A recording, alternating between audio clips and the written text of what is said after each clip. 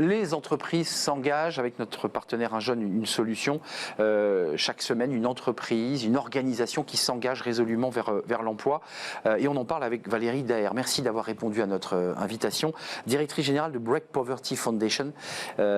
C'est une fondation incroyable qui fait plein de choses sur le numérique, mais nous, on va s'intéresser aujourd'hui à la pauvreté et à l'emploi des jeunes. D'abord, quelques mots quand même pour resituer un petit peu la communauté d'entreprise à laquelle vous appartenez, qui sont une communauté de 60 000 entreprises, 101 clubs départementaux, et ça va faire le lien d'ailleurs avec votre action, et 300 personnes mobilisées partout en France. Ça, c'est l'esprit général. Et puis, il y a la fondation qui a décidé de s'engager résolument pour l'emploi et l'accompagnement de ces jeunes pauvres. D'abord, quelques chiffres pour qu'on situe l'enjeu et les enjeux, parce que le grand public n'a, je crois, pas conscience de la situation de ces jeunes. Tout à fait, effectivement, c'est important de les rappeler. Donc aujourd'hui, 14% de la population française vit en dessous du seuil de la pauvreté. Ça représente environ 9 millions de personnes dans notre pays.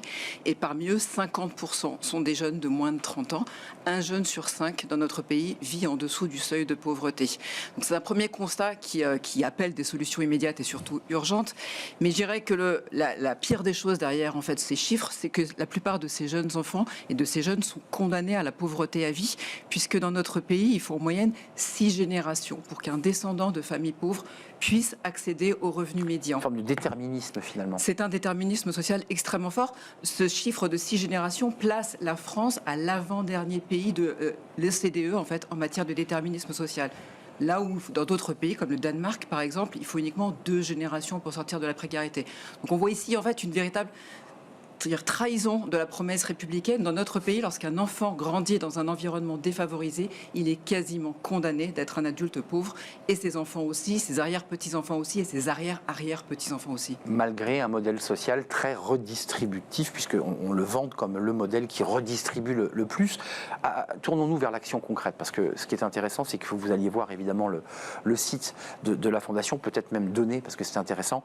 Vous vivez sur la donation, il faut quand même le préciser.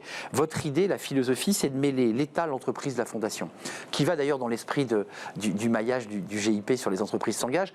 C'est accompagner ce maillage, récolter de l'argent, et pour être concret, le donner à des associations. Est-ce que c'est bien ça le cheminement ? Exactement ça. En fait, notre conviction, c'est qu'aujourd'hui, lorsqu'un enfant défavorisé échoue à l'école, ce qui arrive souvent, sa seule chance de sortir de la précarité, c'est le travail. Et pour cela, en fait, il faut rapprocher ces jeunes qui sont souvent très très éloignés du monde de l'entreprise, Et pourtant, ces jeunes, en fait, souvent sont représentés par des associations qui sont assez éloignées du monde de l'entreprise ou par des travailleurs sociaux qui ont souvent choisi ce métier parce qu'ils ne voulaient pas travailler en entreprise. Et donc, il y a un enjeu hyper fort à rapprocher ces deux mondes. Vous soulevez un point essentiel quand même, là, par les travailleurs sociaux qui ne connaissent pas l'entreprise ou qui d'ailleurs ont choisi ce métier parce qu'ils ne voulaient pas être en entreprise. Ce qui, de vous à moi, pose un petit sujet quand même. Alors, ça pose un sujet, mais effectivement, aujourd'hui, on a un problème de représentativité en fait, de ces jeunes qui, finalement, n'ont aucun lien avec le monde de l'entreprise. Ce qui est intéressant, c'est que souvent, on voit les quartiers les plus défavorisés qui jouxtent les zones d'activité. Lorsque vous posez la question aux jeunes de qu'est-ce que vous voulez faire en fait, plus tard, ils ne se projettent même pas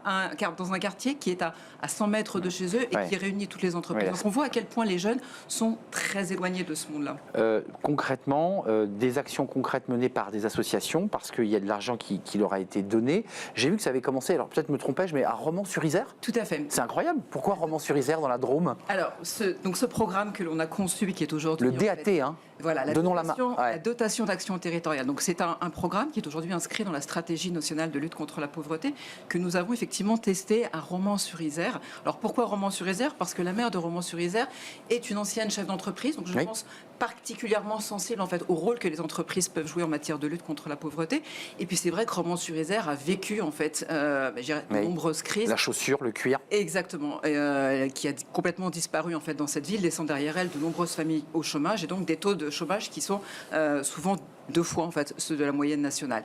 Et en fait, à Romans-sur-Isère, nous avons testé un dispositif qui est très simple, qui consiste à mettre autour d'une même table la collectivité locale, des associations qui sont porteuses de solutions concrètes au service de la lutte contre la pauvreté des jeunes et les entreprises de ce même C'est territoire. ça l'enjeu, c'est d'avoir les entreprises. Exactement. Elles n'existaient pas avant, elles étaient absentes. En fait, aujourd'hui, à l'échelle française, 9% des entreprises font du mécénat. Moins d'une entreprise sur 10 fait du mécénat. Et lorsque vous zoomez sur le mécénat à caractère social, c'est très faible. 1%. Donc on a 2% des entreprises françaises qui s'engagent sur ces sujets, alors que lorsqu'on leur donne les moyens de le faire, en fait, elles le font bien volontiers. C'est-à-dire que notre dispositif, il part en fait, je dirais, d'une méthode très simple. On part d'un diagnostic du terrain. On va chercher à comprendre où sont les pauvres en fait de la ville, quelles sont les solutions qui sont à leur disposition en fait pour les aider, quels sont les besoins qui ne sont pas comblés. Et on va proposer ces solutions très concrètement sous forme de business plan à des entreprises pour qu'elles s'engagent pendant 3 ans à financer ces programmes.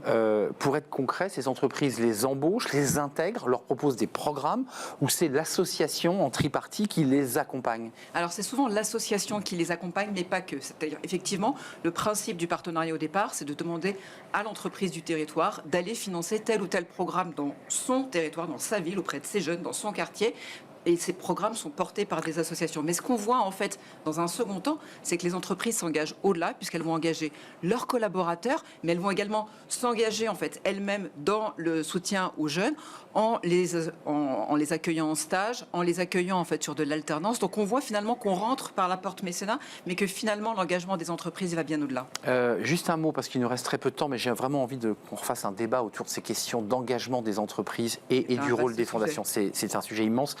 Les résultats, pour l'instant, vous avez déjà un tableau de bord, quelques chiffres? Oui, alors pour chaque dotation d'action territoriale, c'est en moyenne 3 000 jeunes qui sont accompagnés, 6 à 7 associations, 200 000 euros levés par an, et donc des jeunes qui à 80% voient une sortie positive en fait dans leur parcours, donc qui trouvent une formation, qui réussissent en fait dans leurs résultats scolaires et qui donc en fait peuvent briller un avenir meilleur. Allez sur le site de cette fondation Break Poverty Foundation. Il y a évidemment ce dispositif DAT avec les territoires, mais il y a d'autres dispositifs autour du numérique, de la connexion. Et on aura peut-être l'occasion d'en reparler. Merci de nous avoir rendu visite, de nous avoir éclairé et de nous avoir fait découvrir l'action très concrète menée dans nos territoires. Et d'ailleurs, ce n'est pas qu'en Ile-de-France, parce qu'on n'a pas cité Béthune, il y a Nantes.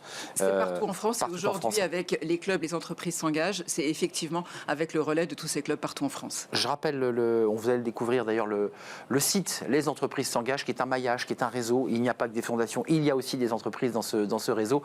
On va voir l'adresse qui s'affiche.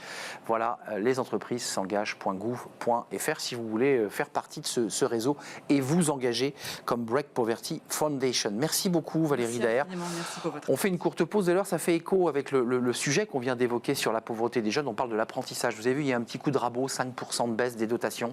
Les acteurs du secteur s'inquiètent, se sont inquiétés. Il y a eu une grosse pression pendant l'été. On va faire le point sur l'apprentissage, sur son coût, mais aussi sur ses résultats avec des experts de ce dossier. C'est juste après la pause, ce sera le cercle RH.